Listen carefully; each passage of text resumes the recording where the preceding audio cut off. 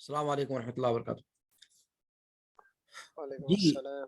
تو یہ کہہ رہا تھا کہ قرآن کی آیات میں سے بعض آیات اگر شعر کے وزن پر اور قافیے پر آئی بھی ہیں تب بھی وہ شعر کی تعریف پر فٹ نہ بیٹھنے کی وجہ سے شعر کے دائرے میں نہیں شمار کی جا سکتی، اور اسی لیے قرآن کو شعر نہیں کہا جا سکتا۔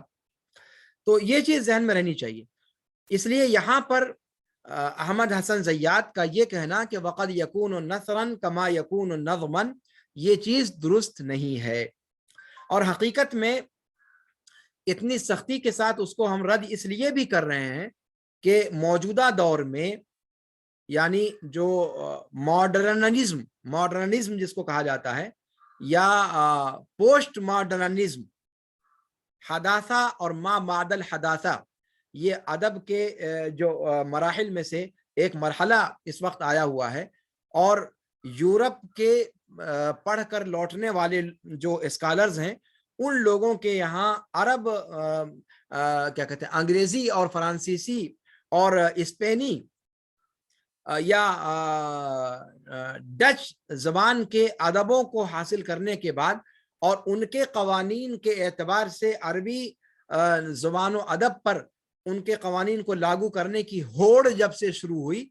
تب سے ایک اتجاہ یہ بھی پیدا ہوا کہ عرب کے اندر بھی شعر کو وزن اور قافیے کی قید سے آزاد کر کے استعمال کیا جائے، وزن اور قافیے کی قید سے آزاد کر کے استعمال کیا جائے۔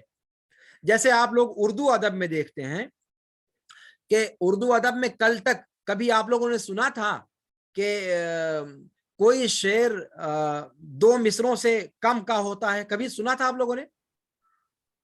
نہیں ہوتا ہے، نہیں ہوتا ہے۔ یعنی شاعری جب بھی کہی جاتی ہے تو شاعری جو ہے وہ دو مصرے سے مل کر کے بنتی ہے، دو مصرے سے۔ آصف ہاں آ رہے ہیں، جڑ گئے ہیں سب لوگ۔ تو شاعری جو ہے وہ دو مصرے سے مل کر کے بنتی ہے اردو زبان کے اندر بھی، جی سر، ہے کہ نہیں؟ اور دونوں مصرے برابر ہوتے ہیں، دونوں مصرے برابر ہوتے ہیں۔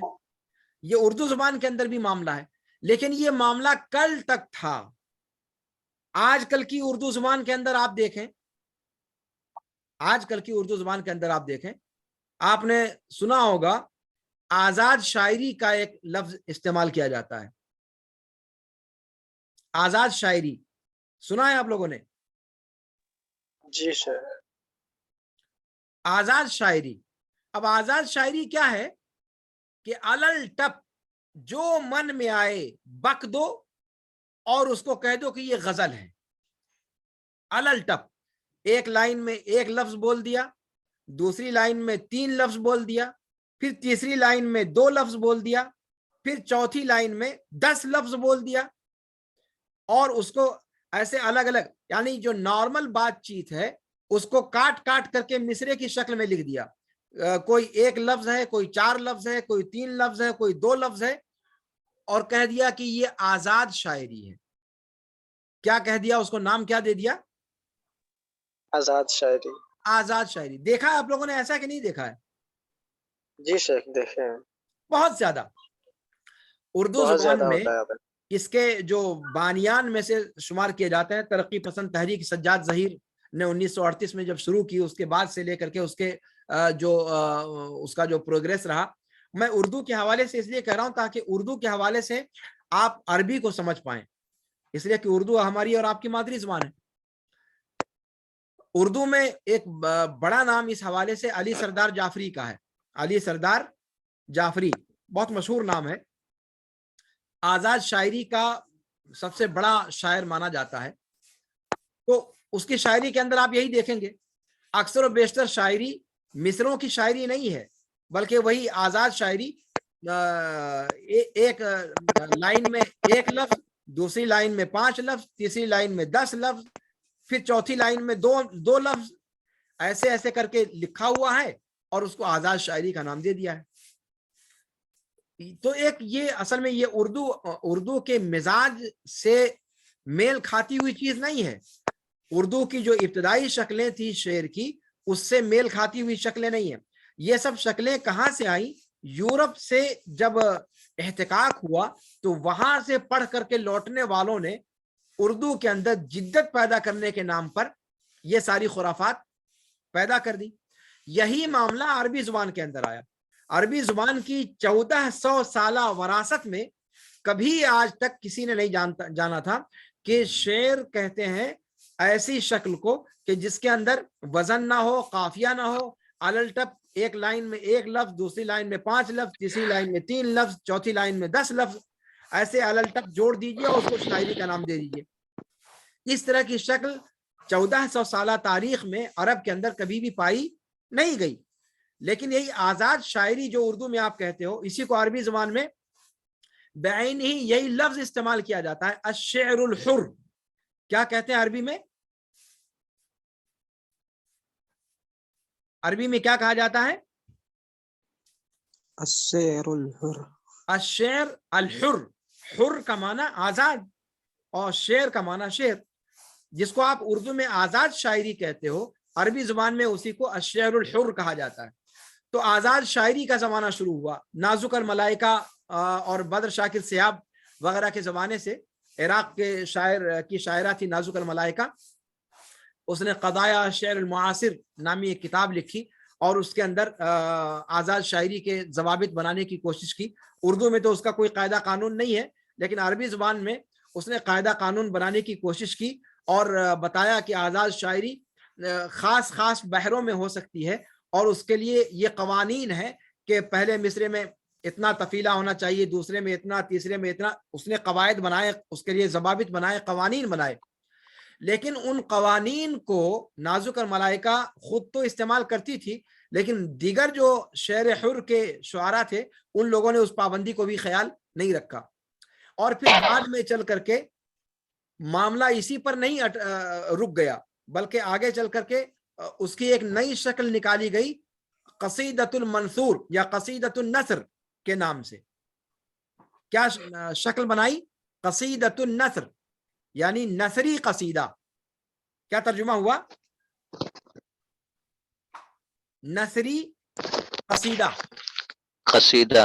اب سوچئے قصیدہ یعنی قصیدہ کا مطلب یہ کہ جو شعر ہو، اور اس میں اس کی صفت کیا بنا دیا یا اضافت کر دیا نثر کی طرف. نثری قصیدہ. بھئی نثری جب ہے تو پھر وہ قصیدہ کیسے ہوا؟ لیکن یہ صنف بھی ایجاد کر دی گئی. اب یہ جو صنف ہے الشعر الحر میں تو کسی حد تک وزن کا لحاظ رکھا گیا تھا، قافیہ گرچہ ختم کر دیا گیا تھا لیکن وزن کا لحاظ رکھا گیا تھا. لیکن قصیدۃ النثر جب ایجاد ہوا تو وزن بھی 3 طلاق دے دیا گیا اور قافیہ کو تو پہلے ہی چھوڑ دیا گیا تھا. تو احمد حسن زیات کا یہ جملہ کہ شعر کبھی کبھی نثر بھی ہوتا ہے جیسے نظم ہوتا ہے، یہ گویا اس قسم کی اتجاہ پر چلنے والوں کے لیے ایک چور دروازہ کھولتا ہے.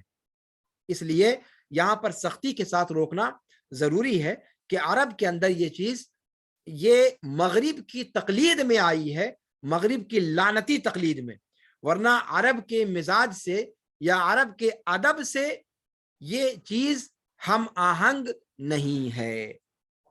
سمجھ میں آ رہی بات؟ لیکن اردو میں اور عربی میں فرق یہ ہے کہ اردو جو ہے وہ اردو کے اندر کوئی قرآن نہیں اترا، اردو کے اندر کوئی حدیث نہیں اتری، اس لیے اردو زبان کے اندر تقدس کا وہ رنگ نہیں ہے جو عربی زبان کے اندر ہے. عربی زبان کے اندر جب اس قسم کی جذری یا بنیادی قسم کی تبدیلیاں کرنے کی کوشش کی جاتی ہے تو اس کی مار کہیں نہ کہیں آگے چل کر کے قرآن اور حدیث تک پہنچ سکتی ہے. اس لیے جو محققین علماء ہیں انہوں نے عربی زبان کو محفوظ رکھنے کے لیے اس قسم کی جرأت رندانہ کو روکنے کی کوشش کی ہے، لیکن اردو زبان کے اندر ایسا کوئی معاملہ نہیں ہے. اس لیے اردو کے اندر جو شاعری کی ابتدائی شکل تھی اس کو بھی لوگوں نے قبول کر لیا، اور آزاد شاعری کے نام پر جو نت نئی شکلیں ایجاد کی گئی اس کو بھی لوگوں نے ایکسپٹ کر لیا. لیکن یہاں کا معاملہ الگ ہے. لیکن عربی زبان میں وہ چیز ایکسیپٹیبل نہیں ہے, اس کے اپنے تاریخی اور تہذیبی اور ثقافتی اسباب ہیں اور پس منظر ہے. اس لیے ان تمام چیزوں کو اپنے صحیح سیاق میں دیکھتے ہوئے احمد حسن زیات صاحب کا یہ کہنا کہ شعر کبھی کبھی نثر بھی ہوتا ہے, یہ بالکل بھی قابل قبول نہیں ہے. بات سمجھ میں آ گئی آپ لوگوں کو؟ بات سمجھ میں آ گئی آپ لوگوں کو؟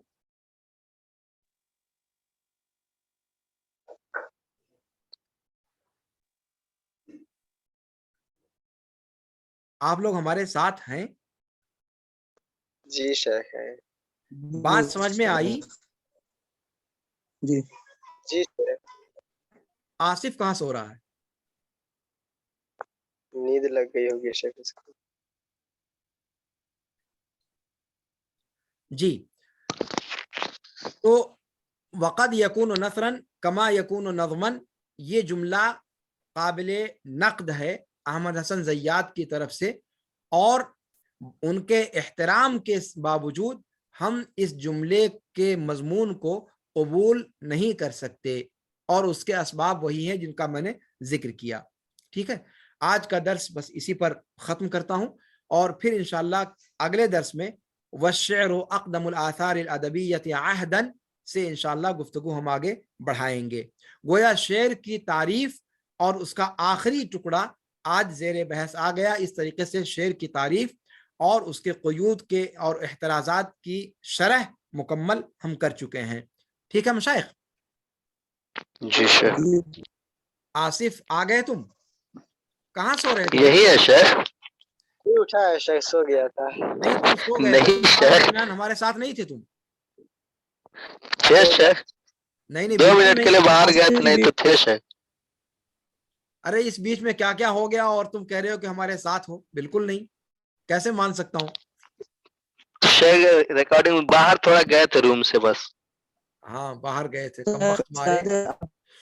چلو ٹھیک ہے, تو آج اسی پر درس ختم کرتے ہیں, اور آصف اور ماجد اور کمال جی اپنے ساتھیوں سے کہہ دینا کہ اگلے درس سے مکمل حاضری ہمیں چاہیے, کوئی ایک طالب علم بھی جی غائب نہیں ہونا چاہیے میرے درس سے. شیخ, جب تک حاضری پہ کوئی سخت یہ ایکشن نہیں لیا جائے گا تو بچے دلچسپی نہیں دکھا رہے ہیں.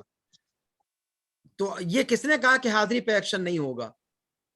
آخر پورا آپ لوگوں کی ہفتہ حاضری شیخ لگوائی کیوں جا رہی ہے؟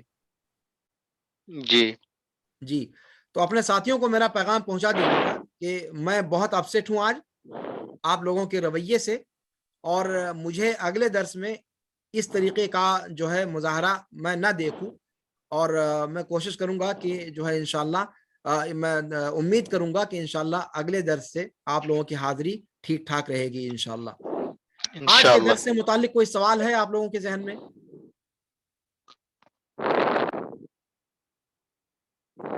کوئی سوال ہو تو پوچھ سکتے ہیں آپ. نہیں ہے کوئی سوال؟ شیخ نہیں ہے شیخ, اگلے درس میں انشاءاللہ.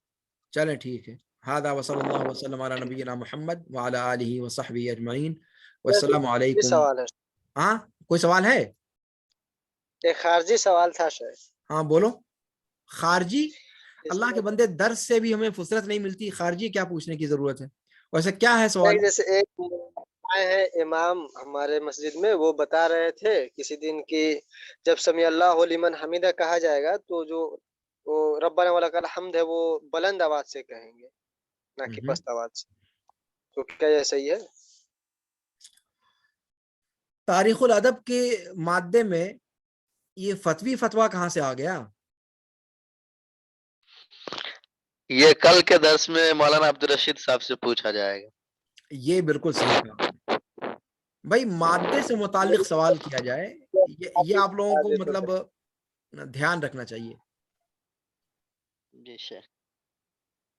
جی, ویسے ربنا ولک الحمد کے تعلق سے میں فتویٰ تو نہیں دے رہا ہوں, لیکن مسئلے کی حد تک اس چیز کی وضاحت کر دی جائے کہ بلند آواز سے کہنا اور آہستہ کہنا, اس میں کوئی حرج کی بات نہیں ہے. کہنا اصل مقصود ہے, اس میں سے کسی بلند آواز پر اصرار کرنا یہ چیز مناسب نہیں ہے.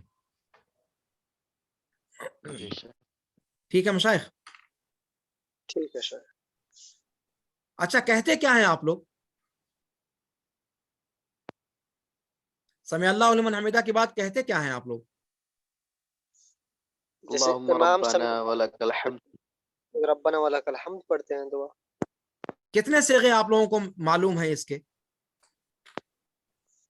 रब्बना वलकल हम्द हम्दन कसीरन तय्यबन मुबारकन फी। हाँ हाँ, और बस इतना ही पढ़ते हैं सर। और शुरू में अल्लाहुम्मा रब्बना लकल हम्द हम्दन कसीरन तय्यबन मुबारकन फीह। अल्लाहुम्मा रब्बना लकल हम्द या रब्बना वलकल हम्द? वलकल हम्द है सर।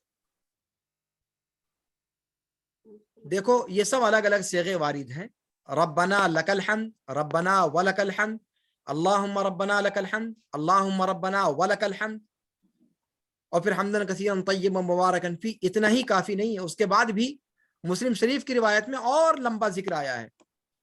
मिल समावाती व मिल अल अर्दी व मिल मा बैनहुमा व मिल मा शित मिन शैइन बअदु अहल सनाई वल मजद अहक्कु मा क़ाल अल अब्द व कुल्लुना लक अब्द ला मानिअ लिमा अतैत वला मुअतिय लिमा मनअत वला यनफउ ज़ल जद्द मिनकल जद्द।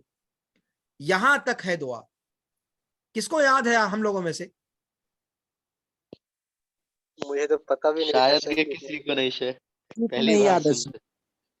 मुस्लिम शरीफ की रिवायत है, मतलब ये भी नहीं कि इधर उधर की रिवायत बयान कर रहा हूं। अभी वहां तक पढ़े ही नहीं। पढ़ेगी नहीं अल्लाह सर के हम बंदे। इतना नमाज की काफी नहीं दुआएं है तो सर। पहली जमात से पढ़ना शुरू कर देते हैं लोग।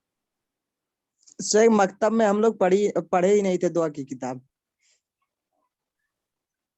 नहीं तो ये बात आ गई तो मैं कह रहा हूं कि जो है ये सब चीजें याद करनी चाहिए। कम से कम हम लोग जो शरई उलूम में रहने वाले लोग हैं उनको पता तो होना चाहिए।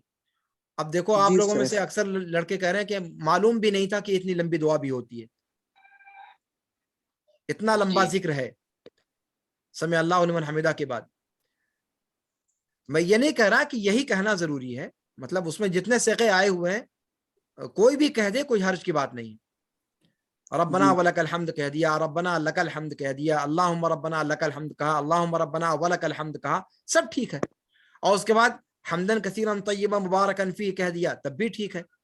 उसके बाद मिला समावात से लेकर के आखिर तक जहां तक मैंने कहा है उसको जोड़ दिया, ये भी ठीक है। जल्द अलग अलग जो रिवायात आई हैं उनमें से किसी पर कभी किसी पर अमल कर लिया, कभी किसी पर अमल कर लिया, सब साबित हैं और किसी के कहने में कोई हर्ज की बात नहीं है, लेकिन मालूम तो होना चाहिए। जी। ठीक है मशाइख, इसी पर इक्तिफा करते हैं। हादा व सल्लल्लाहु वसल्लम अला नबीना मुहम्मद व अला आलिहि व सहबिहि अजमईन। वस्सलामु अलैकुम व रहमतुल्लाहि तआला व बरकातुहू।